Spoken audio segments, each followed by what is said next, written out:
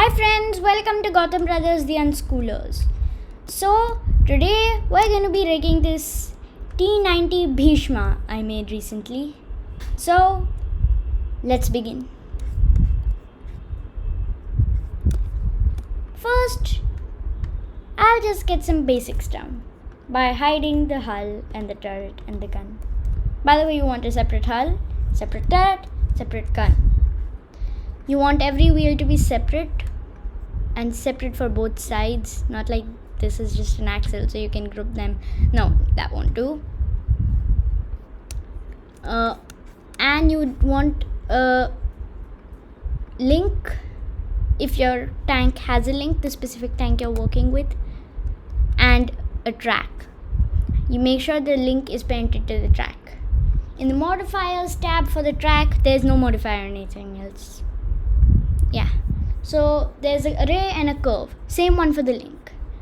What that basically does is if we move it on the Y, it looks like the track is rolling over everything. So let's just unhide everything. I did it by pressing Option H. Let me just enable my screencast, please. So, come on. Turn it on, right?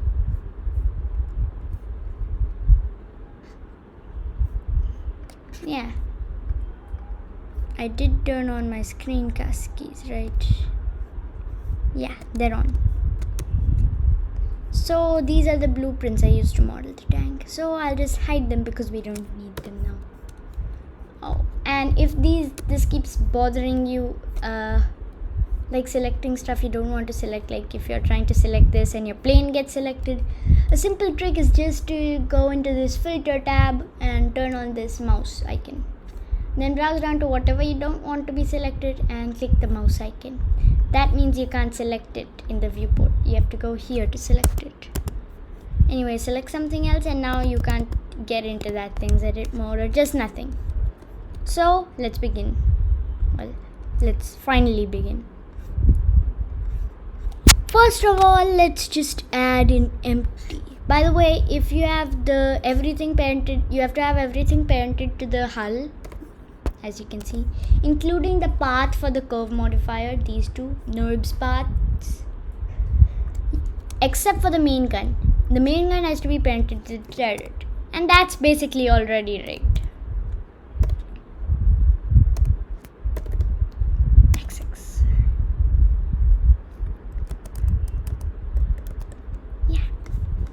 So now we'll add an empty box. Shift A, empty cube. GZ, GY, GX, yeah.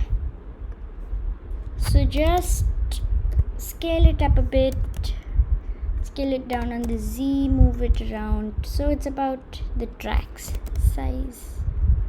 It absolutely does not matter. But I'd like to do this because it makes things easier for me in trying to identify what is for what.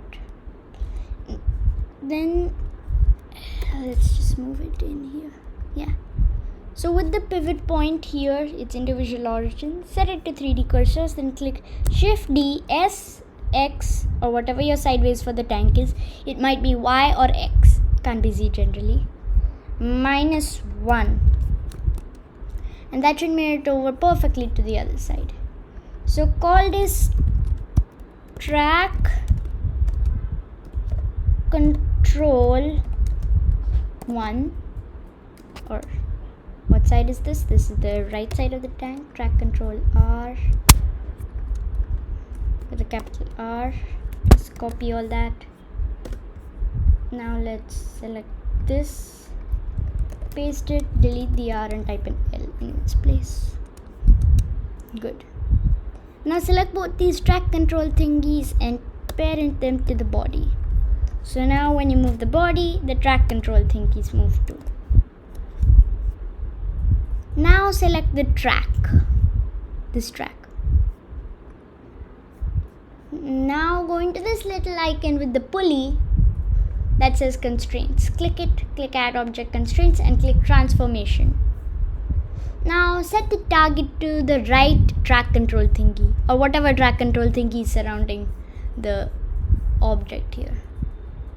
Set the owner to local space, check, extrapolate, and set the map from location, map to location. The forward for this is Y, so everything default's gonna work. Just do 1, -1 here, 1 to -1, and the other side 1 to -1 as well. What that basically did is now we can move the tank and the tracks move. And the reason we can't just directly do it to the hull, because now even if we rotate the tank, the tracks still move accordingly. Now we literally have to do the same for the other side. Transformation, target, track controller, extrapolate, owner, local space map from location of 1 to -1, map to location of 1 to -1. And that's actually it for the tracks. If you rotate it, you can see they move in different directions. If you move it, you can see the tracks move. That's actually it for the tracks, which was pretty fast, if I say. Now add object constraints. Go select any of the wheels. Click transformation. Do the same thing, except this time you have to map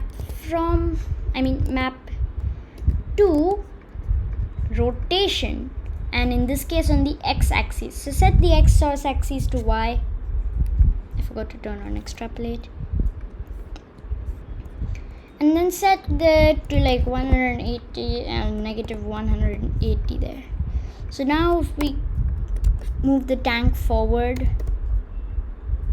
it's rotating but it's going backwards. So you can simply do that, fix that by swapping these, -180 to 180. So that's actually a pretty good speed. I'm pretty happy with that speed.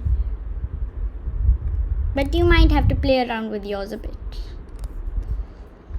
So now select all the wheels on that side, except for that, the one we just added the constraint to.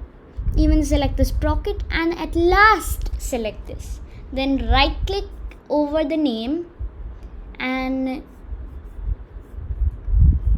add object constraint transformation, target, object right, extrapolate, owner, local space, map from location to rotation. I think I'm gonna have to do this for every wheel separately. Okay, so if I have to do that, I'll see you after this one. 1 -1. Actually, I don't think I have to do that. Yeah, so anyways, source axis Y. Let's set this 180, -180. Yep, that's working. So this has to be -180 to 180. But now this is going a bit fast.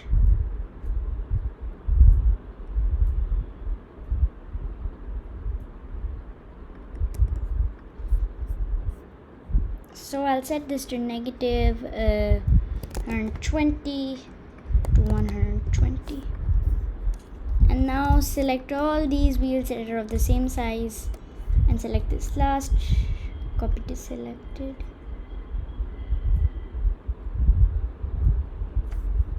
Oh, then we'll just add the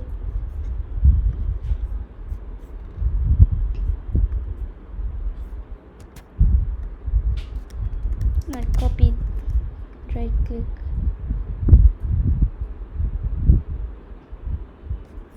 Oh, this. Copy to selected. Now they all have it. Oh, we forgot the sprocket there. We can just select any random wheel. Click copy to selected. Now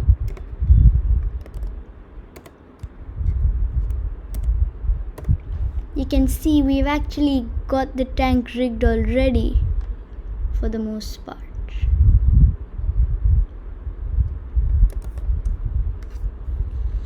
But this is really important. You have to match up the sprocket speed so it hits the same point every time. Right now it's going a bit fast, so we have to tweak these values. Increasing this will make it faster, and decreasing it will make it a bit slow. And the sprocket overall is just a teeny bit bigger than these wheels, so I guess 118 should do.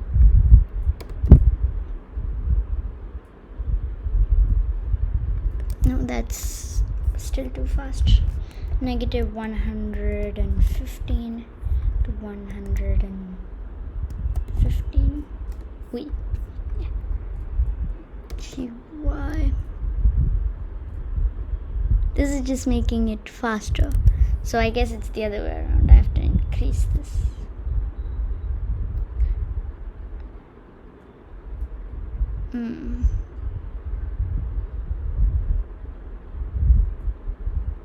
Or in fact, negative 100 to 100. What's that gonna look like? GY.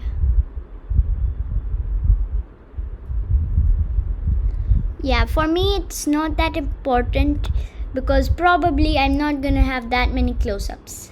But if you want, you can get that perfectly done. So now just select this wheel and select that wheel last, in fact the one. Then click copy to selected. And select any of these wheels and click all these wheels. Not the hull, these wheels. Then select any wheel from here last and click copy to selected. Then click this sprocket, shift select this sprocket, and now shift select this sprocket and copy to selected. Now there's a big problem just when we rotate it on the Z. The wheels in this direction are going the wrong way. So we simply have to do one thing. These have the track control L, right? So we just have to if we select every single wheel here,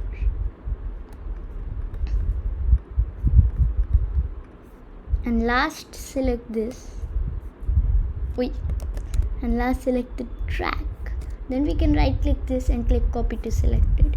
So now they're all based on this track control L, L, L, L, L, L, L, L.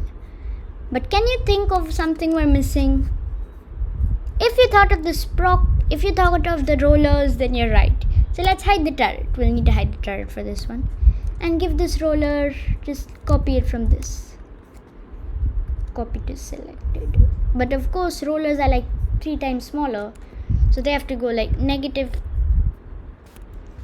1. Yeah, let's just leave that at 180. But set this to something like 0.3 meters to negative 0.3 meters. Now, if we unhide the... Where's the hull? Unhide the hull. And viewport display as... For now, we'll just set this to wire. So we can see the sprocket. Yeah, that looks about right. So let's set this to solid. Hide it again. Select all the sprockets here. Actually, all the rollers. I keep calling these sprockets. Now let's go to the constraints. Copy to selected.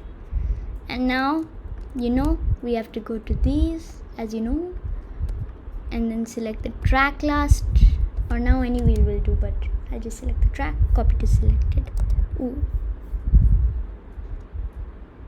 Right click, copy to selected.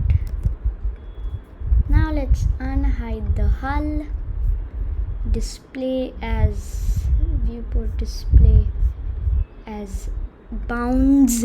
That's just gonna make it a box. They're all moving fine there.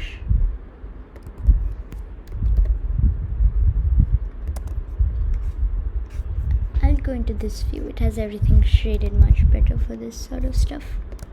Let's turn off overlays.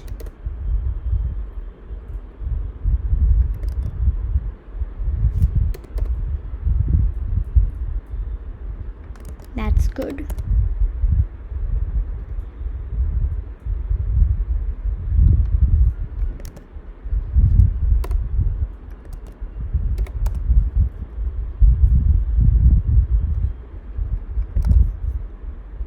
I'll just get into sort of top view. That's also good. Now let's just set this to solid. Now I'm just gonna give you a very basic animation for this, and then we'll just turn it off. Or not turn it off, I mean, then you should be ready to rig any tank and animate it within a couple minutes. So first, let's just give this thing a basic animation. Eye, location,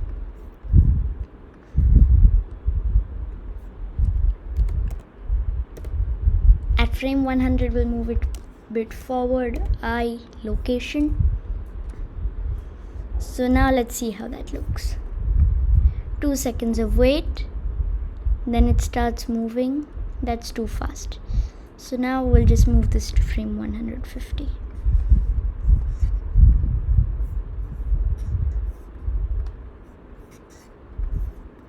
Let's start from here.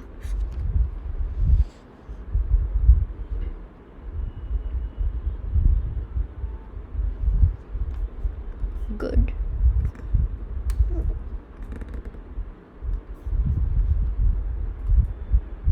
Eye, rotation, and at frame 130 RZ. Oh. It's still a 3D cursor. Turn that median point. RZ 50. Eye, rotation, and at frame 120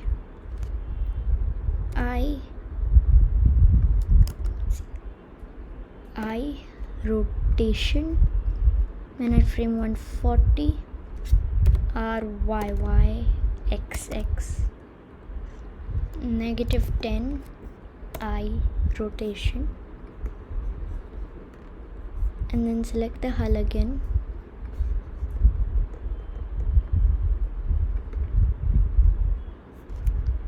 Eye, rotation, RZ, not in 20 frames, we're gonna go 40 frames. RZ 30, negative, eye, rotation. Now we're gonna go back to this at 160, eye, rotation, and at frame 200 RZ 60.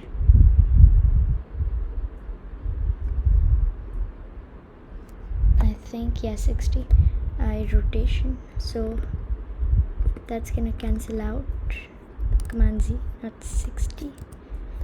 RZ 30 eye, rotation. Yeah. So now eye, location,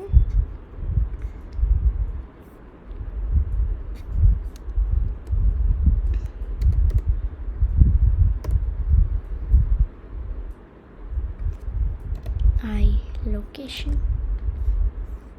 That is how easy it is to animate some tank with this rig.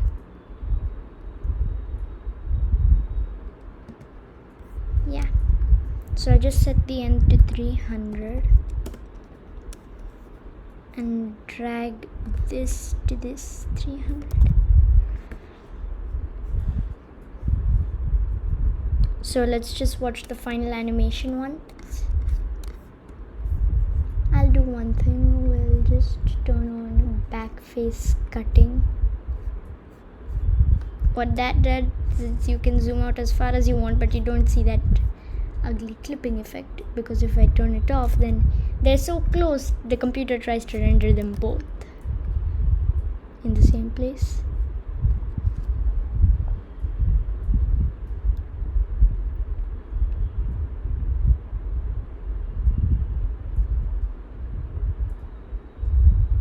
And the best part about this is, for example, if you want to add something like turning or whatever,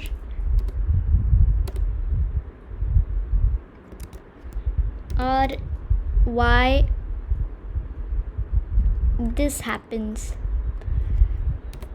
Sorry, not the best part, that's one of the downsides.